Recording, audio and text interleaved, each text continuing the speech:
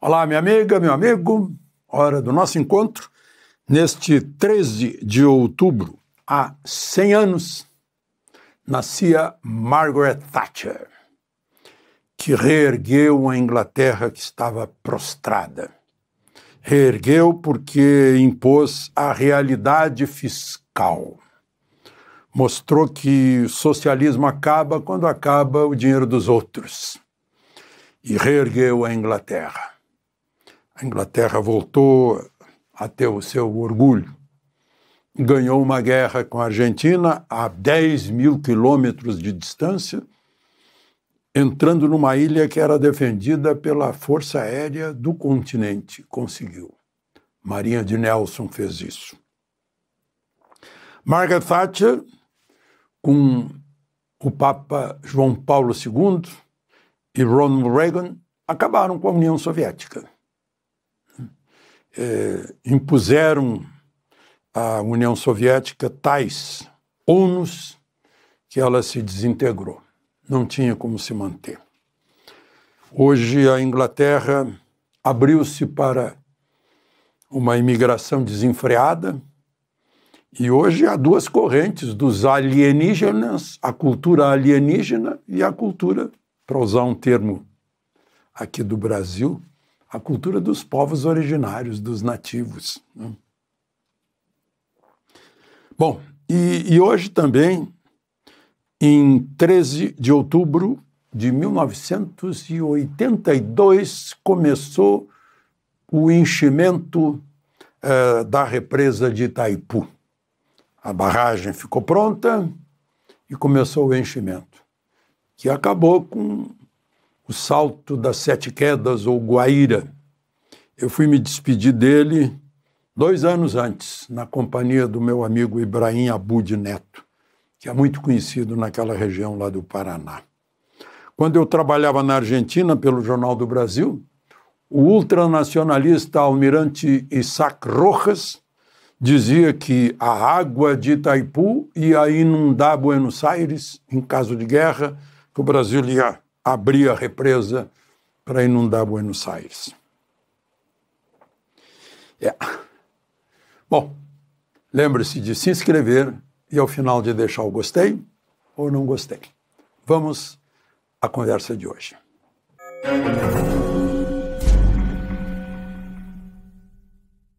Bom, o presidente Lula esteve com o Papa pela manhã, uma audiência privada, mas não foi só ele e Janja. Eu vi a foto do Vaticano, tem lá umas 12 pessoas acompanhando, inclusive o ministro de Relações Exteriores. Depois ele foi à FAO, que é o órgão das Nações Unidas para produção de alimentos e agricultura, e numa entrevista, logo depois, ele foi perguntado sobre se ele daria a vaga de Barroso no Supremo para um amigo. Ele respondeu: não quero um amigo, quero alguém para cumprir a Constituição. Foi assim com todos que indiquei. Aqui no Brasil é assim, vale dizer qualquer coisa, porque há um silêncio em troca, ninguém contesta, parece que as pessoas não aprenderam a pensar para saber se estão sendo enganadas ou não. Né? Um dos que ele indicou, Dias Toffoli, por exemplo, foi o que inventou, sem Ministério Público, o inquérito do fim do mundo. Né? A ministra Carmen Lúcia foi a que disse que censura só mais uma vez, quando censurou Brasil Paralelo. Né? Está proibida a censura pela Constituição. Ele também nomeou Lewandowski, Dino, o advogado dele, Zanin. Será que não ficou amigo de Zanin? Estranho. O Toffoli era advogado do PT também, né?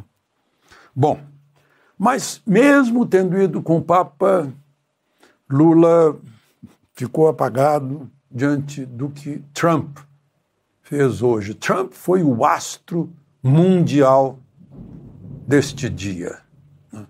Lá no Knesset, que é o parlamento israelense, ele brilhou, falou por 1 hora, não foi sequer um discurso, foi uma conversa com os representantes de Israel. Ele, inclusive, se levantou para aplaudir um combatente que havia perdido as pernas e as mãos, né?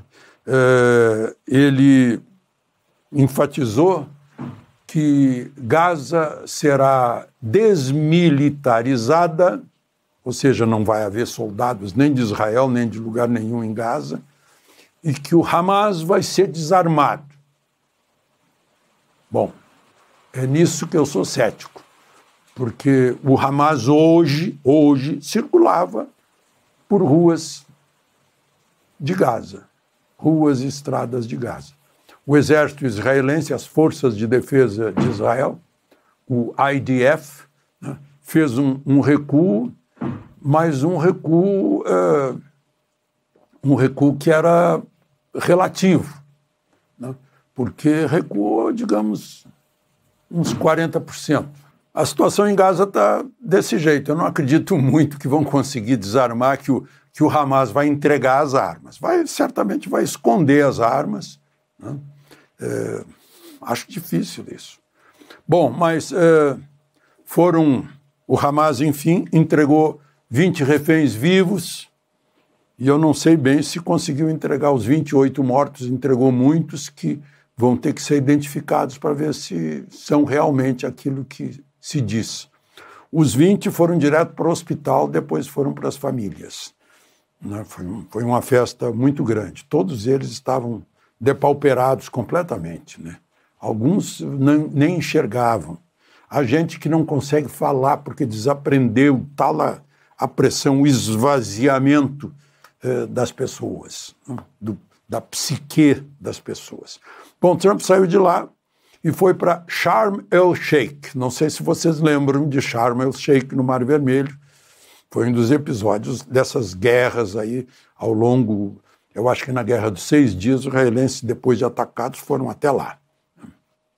E lá, representantes da Turquia, do Catar e do Egito assinaram mais um acordo de paz. Isso é muito importante, porque vai fechando a possibilidade de fornecimento de armas para o Hamas. Eu já disse para vocês, enquanto existir Hamas, né, que são os xiitas, não tem jeito, os xiitas, a sede dos xiitas religiosa é Jerusalém, ao passo que a dos sunitas é na Arábia Saudita, né, Meca, né? Mas, enfim, estavam falando, vem aí o presidente da Indonésia, que é o maior país muçulmano sunita do planeta, né, para confirmar tudo isso. Não sei se ele vai vir amanhã ou não. Mas, enfim, Trump fez brincadeira, fez ironia com o próprio Netanyahu, né? E amanhã ele já estará na Casa Branca recebendo Milley para um almoço. É o almoço de trabalho. O Milley já está indo para lá. Bom,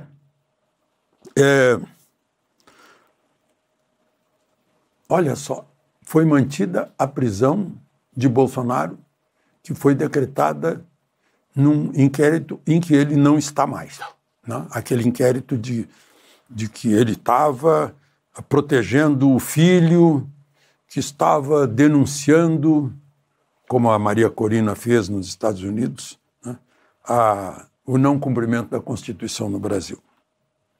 Alegando fundado receio de fuga e para garantia da ordem pública e por causa do reiterado descumprimento das cautelares, foi mantida a preventiva decretada no inquérito em que ele não está, Bolsonaro.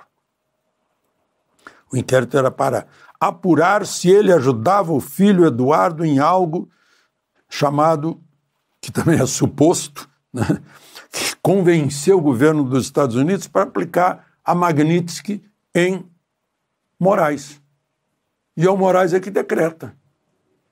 Nunca se viu isso na história do direito. O próprio interessado, o próprio envolvido, a própria vítima, é o juiz, está desde sempre isso, já há muito tempo, né? E tudo aprovado pelo silêncio da mídia, o silêncio da opinião pública, né? Quem cala consente, né? Bom, É de pasmar. Bom, e a Procuradoria-Geral da República apontou um erro de Moraes, mas não é com o Bolsonaro, é um outro réu, do 8 de janeiro. Moraes decretou a prisão preventiva porque o réu rompeu a tornozeleira e está foragido. Só que ele não rompeu a tornozeleira, nem estava foragido, estava em casa. O réu estava se apresentando mensalmente ou semanalmente na justiça, lá em Uberlândia. Ele se apresentava no 3º andar do tribunal. Aí mandaram que se apresentasse em outra vara no 1º andar. Ele se apresentou sempre lá no 1º andar. Lá no 3º andar, ele está ausente, foragido, sem tornozeleira. Olha, Franz Kafka tem matéria-prima mais do que suficiente para escrever um outro processo. Moraes, na ordem de prendê-lo, disse que foi um comportamento desafiador de desrespeito a esta Suprema Corte com rompimento da tornozeleira e fuga de casa. Kafkiano. Não rompeu nem saiu de casa. Quem descobriu isso foi a Procuradoria-Geral da República, que avisou Moraes que ele está preso. O nome dele é Divânio Natal. Ficou atrás das grades por 6 meses por causa disso. Foi punido porque mandaram se apresentar no 1º andar e não no 3º do prédio do tribunal. E só para encerrar, 8º habeas corpus. Cada vez que alguém vai depor na CPI da Previdência, já vai de habeas corpus para ficar calado. Por que tem que ficar calado, hein? É o ex-presidente do INSS, Alessandro Stefanuto. Gente, ele pode ficar calado, a Constituição garante, né? Devido processo legal garante para não fazer prova contra si.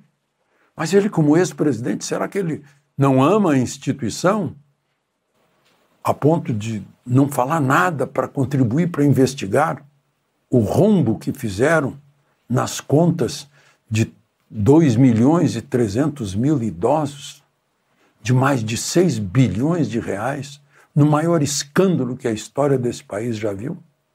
Habeas corpus, com advogado. Não respondeu nem sequer a pergunta de quando o senhor entrou no serviço público. Nem isso. Está com medo de quê? De Brasília, Alexandre Garcia.